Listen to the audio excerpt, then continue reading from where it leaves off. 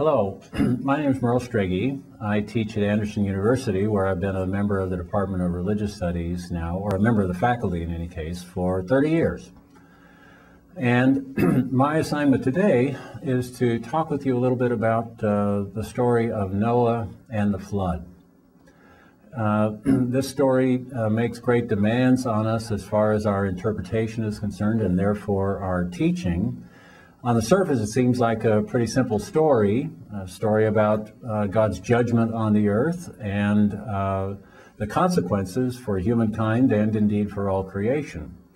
But if we press just a little below the surface of that, we encounter some troubling questions.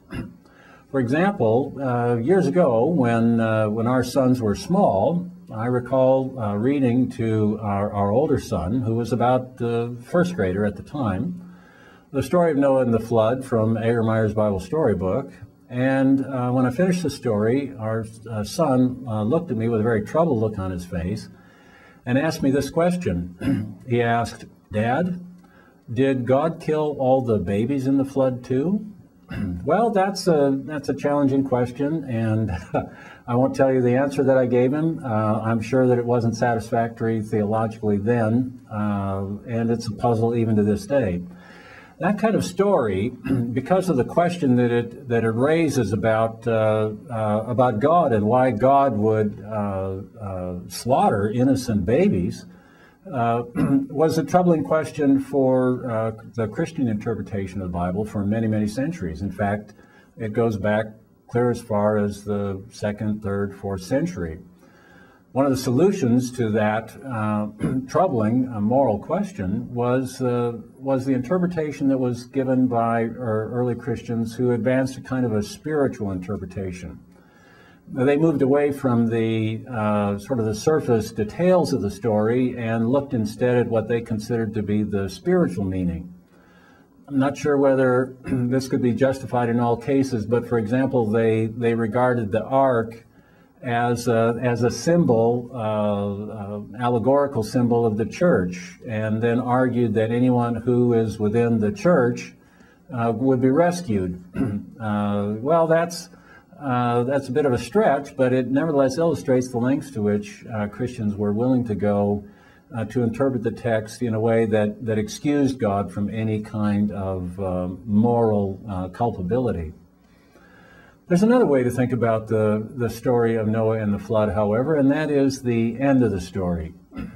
The story is about God's judgment on a world that had gone awry, a world that was full of corruption, and there's no way to dismiss that from the story. On the other hand, it's also a story about redemption. It's a story that's paradoxically about destruction, but it's also about forgiveness. It's about redemption and hope.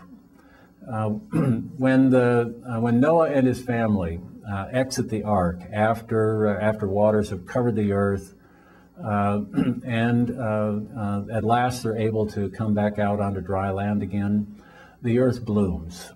It blossoms, and all of its original vitality and life-giving properties are restored, which is to say that God in the flood did not end creation, but he renews creation. And God renews his relationship with human beings, now in the person of Noah and his family, and of course issues the famous and the great promise of his covenant loyalty, God's covenant loyalty, promised in the form of a rainbow, God's promise that never ever again would floodwaters cover the earth, that the earth would enjoy God's blessing from that time until the end of the age.